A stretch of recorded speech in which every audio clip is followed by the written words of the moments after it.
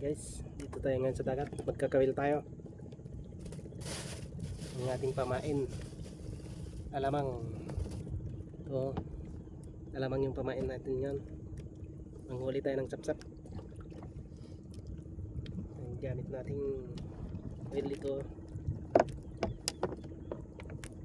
Yung maliliit na hook. Yung tali nito sa hook 4 pounds, yung tayo niya 6 pounds, yung pinagkapitan. Saka 3 hook lang gamit natin. Yan, saka may plastic siya dito, paglagyan ng libreng alamang para lalapit yung mga isda. Yan, hulog na natin.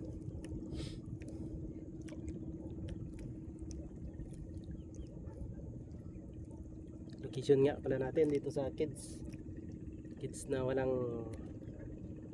bangos. Na harvest na to, wala nang lambat. Baka next month pa to lagyan ng isda. Yun, may kumain kaagad.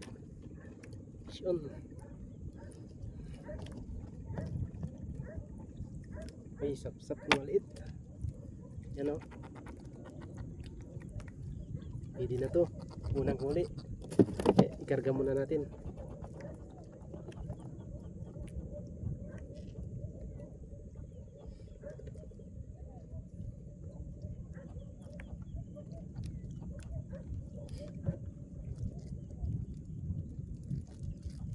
Yan, lalagyan ulit natin tong plastic para lalapit sila. Pampalapit sa isda yan. Pagdating kasi sa ano niyan, pagdating sa pagsumayad sa lupa, alugin natin para sasabog yung alamang. Kakalat siya, nakita ng isda, lalapitan nila. Ganyan, alugin lang, antayin natin hanggang may kumain.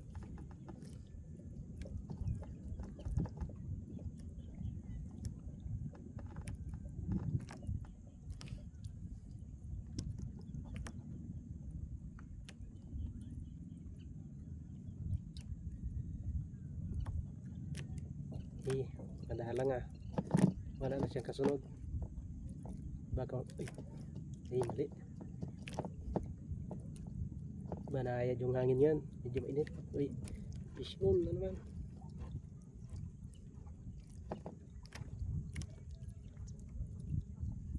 Ayan, medyo maliit pa rin.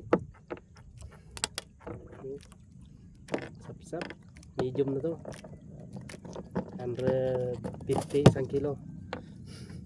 Pwede na. Pag naka 10 kilo ganyan, marami din.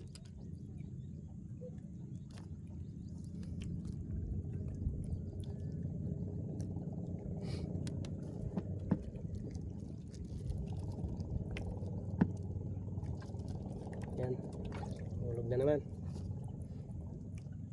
Medyo malalim dito, mga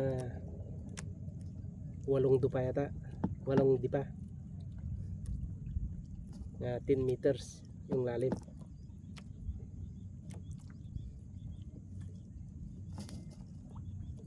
Putik yung baba nito, hindi ba to? Kaya dito yung mga sapsap. Pag kasi sa batuhan, mga sari-saring isda doon. Yan, ay mali, di tinamaan. Yan, fish on. Fish on guys. Medyo maliit pa rin na sapsap, pero ayos na, medium to. Maganda sana pag big yung makuha, na medyo mahal yung big, 250 isang kilo. Itong medium 150 lang.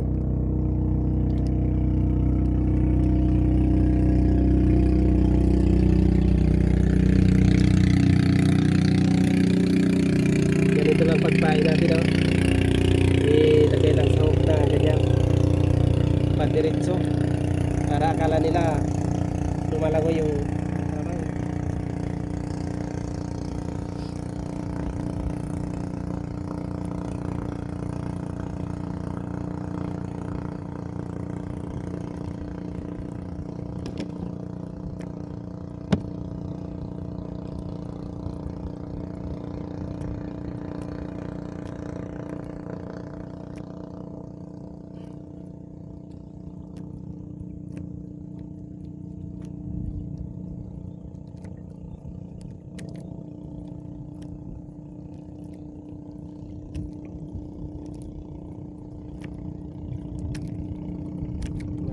pa talaga.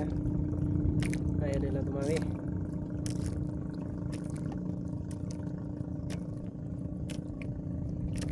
Yun. Medium pa rin to. Pero sap-sap pa rin. Yan.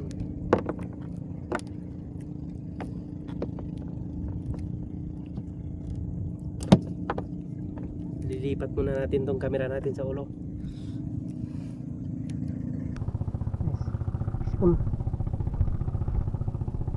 Sap-sap na naman to. Ayun. Ayos na ayos. Ayos na ayos. Ang size big na yan ha.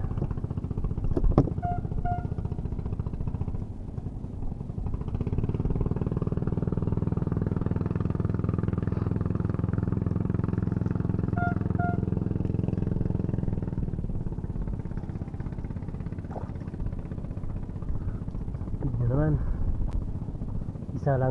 Isang pwesto lang tayo. Dito na lang tayo hanggang mamaya. Meron nilang nakuha. Mahirap maghanap ng pisto. Baka mapistohan pa natin yung walang isda. Malugi pa tayo. Kailangan nating mabayaran yung alamang. Ayun. Pisyon kaagad. Kasasayad pa lang. Pisyon na. Gutom na yung isda. Yan, big na naman to. Yeah.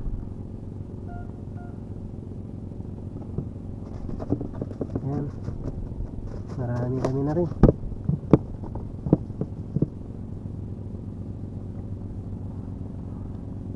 Kailangan lagyan talaga natin lagi itong plastic para marami silang nakikitang pagkain sa loob. Hindi sila aalis.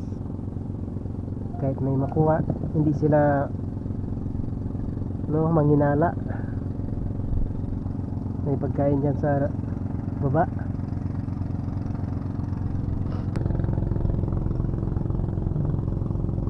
Daanan pala ng bangka dyan sa kabila.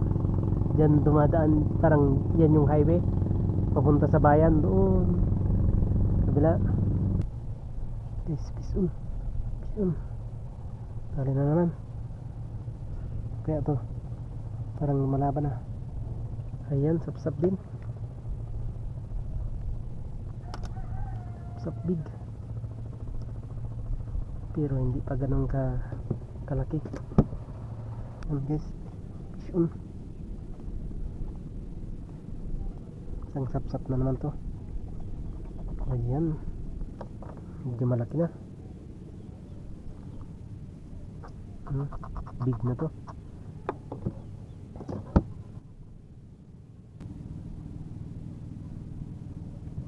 Yan, nain. Pisyon.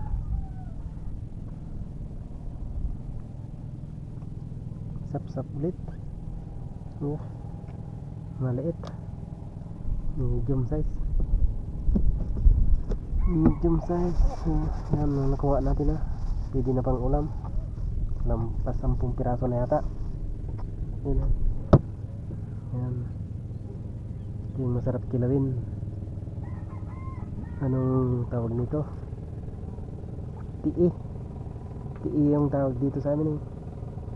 Suno yata ito. Guno. Ay, basta kinikilaw to. Masarap to. Makapal lang yung siksik kaliskis niya.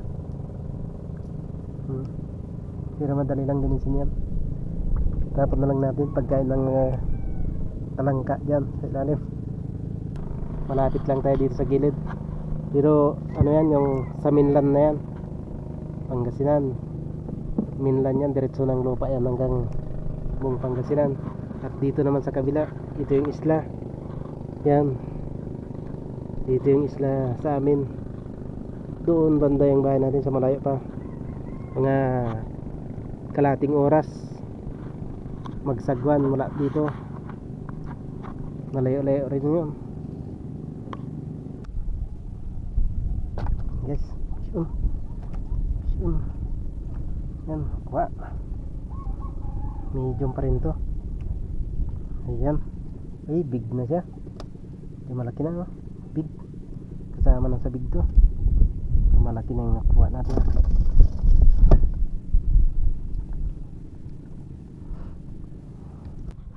Marami din kaming nangingisda dito.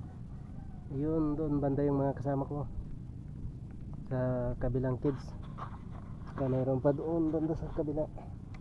Yun, mayroon pa doon sa kilid banda doon.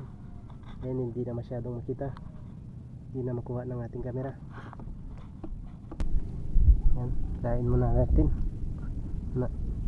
ay nakuha dilis. Yan, nakuha ang dilis. Yan, yan. Bulinaw. Dilis bulinaw, pangkilaw to. Mamaya pangkilaw yan. Pisun kaya to mga takbo. Ay, sapsap din.